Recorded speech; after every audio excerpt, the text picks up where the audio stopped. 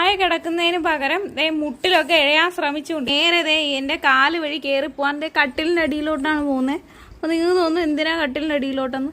കട്ടിലിന്റെ അടിയിലൂടെ ഒരാളുണ്ട്, നിങ്ങൾക്ക് കാണാൻ പറ്റുമെന്ന് എനിക്കറിയില്ല. നമ്മുടെ ആല് പൊറോട്ട അവിടെ കിടപ്പുന്നുണ്ട്. ഈ ബാഗിന്റെ ബാക്കിൽ സൂക്ഷിച്ച് നോക്കിയാൽ കാണാം. അങ്ങടേക്ക് പോകാനാണ് ഈ കിടന്ന് വെപ്രാളം കാണിക്കുന്നത്. എങ്ങനെ കണ്ടുപിടിച്ചു എന്ന് അറിയത്തില്ല. അതെ, ഈ ഷീറ്റ് ഇങ്ങനെ ഇട്ടേക്കാണ്, കാണാതിരിക്കാൻ വേണ്ടി ഇട്ടോ. പക്ഷെ മണത്ത് കണ്ടുപിടിച്ചു എന്ന് തോന്നുന്നു.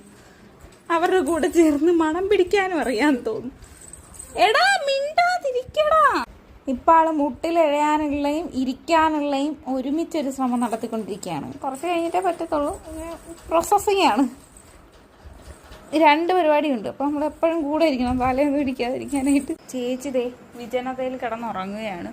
നല്ല രാത്രിയാണ്, നല്ല നിലവുണ്ട്, നല്ല തണുപ്പുണ്ട്. അതുകൊണ്ടാണ് ഇവിടെ കിടന്നുറങ്ങുന്നത്. ചൂടല്ല ഇപ്പോൾ.